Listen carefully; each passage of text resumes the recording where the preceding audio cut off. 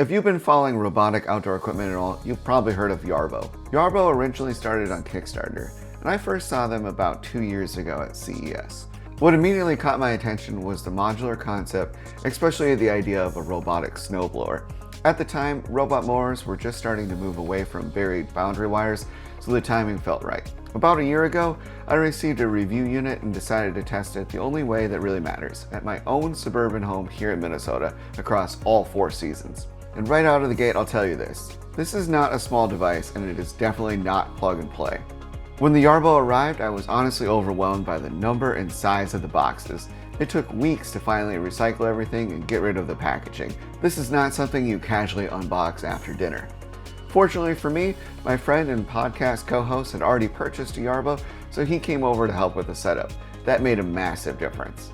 Within about an hour, we had everything unboxed, the main components installed, and we were already testing the different modules.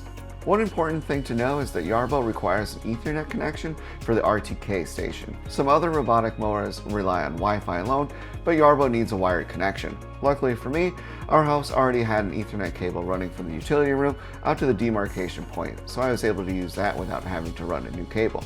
I opted to use the included pole for the RTK station, but I did have to move it further away from the house to get a clean signal.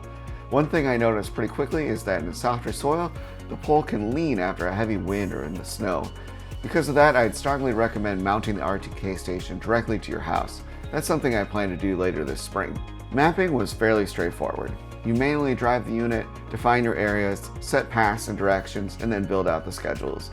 It's not difficult, but again, this is not a beginner level smart home device. Because I received the unit in late winter, snow was the first real test, and honestly, I was impressed. In a heavy snowfall, Yarbo handled things well.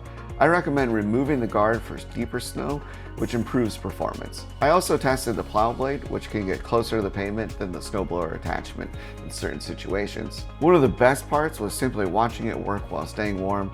Lying in bed or sitting on the couch while the driveway gets cleared is just so hard to beat. That said, it can struggle with the end of the driveway after the city plow comes through, especially with that heavy, wet snow. On those days, it wasn't perfect, but overall the experience was highly automated and still far easier than doing it myself. Now in the spring, my wife wanted to add dirt to her garden beds.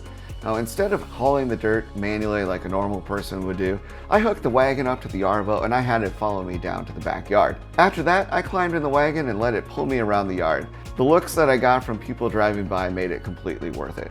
While this wasn't really a practical use case, it did highlight how powerful and versatile the platform is. Once spring rolled into summer, I switched over to the mower module. The standard mower uses razor blades rather than traditional blades, although Yarbo now offers a Pro module with full blades, which I haven't tested yet. And I'll be honest here, this unit is too big for my yard. It struggled around the garden beds, fences, and tight areas between the house due to the GPS signal bouncing and just the overall size of the unit. Like most robotic mowers, it doesn't cut all the way to the edge, so you either need to overlap or plan on doing more edge cleanup than you would with a traditional mower. This is something that is an issue for all robot mowers and hopefully will be addressed in 2026. Now that may improve with their upcoming edge attachment, which I'm hoping to test here in the future. Over the summer, I did run into a couple of issues. At one point, the unit stopped working entirely. After some troubleshooting, I realized a rabbit had chewed through the Ethernet cable that ran to the RTK station. Once I replaced that, I was back up and running. Another time, it actually backed into a wall. Although through firmware updates, Yarbo has become noticeably more aware of its surroundings, and obstacle handling has improved significantly over time. This is very much a product that has evolved through updates, and it's awesome that they're listening to customer feedback. In the fall, we tested the blower attachment, and since I only have one tree in my front yard, I lent the unit to Vince so he could test it out on his much larger lot.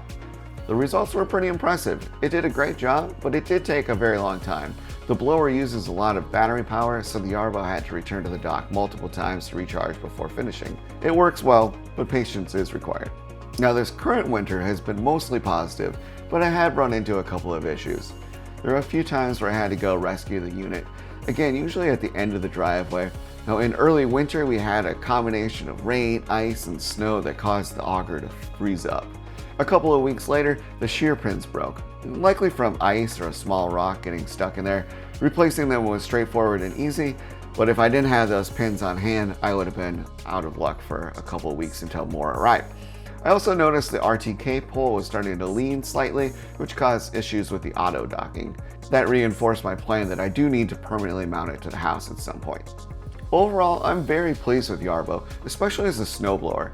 It's not perfect, but it does a good enough job that I genuinely enjoy just not doing it myself. If you're a perfectionist, you may still want to hire snow removal or just do it manually yourself. But for convenience and automation, it's been a big win for me. The mower is overkill for my yard size. Honestly, the mower is overkill for my yard size, which is why I'm excited about the new M series that was unveiled at CES. It's smaller, still modular, and while it won't support the snowblower, it will still offer a plow attachment.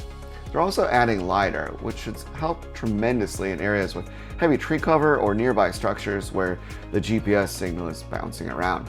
What really stands out is that Yarbo is listening to customer feedback. They've been iterating quickly, improving firmware, and their support has been excellent.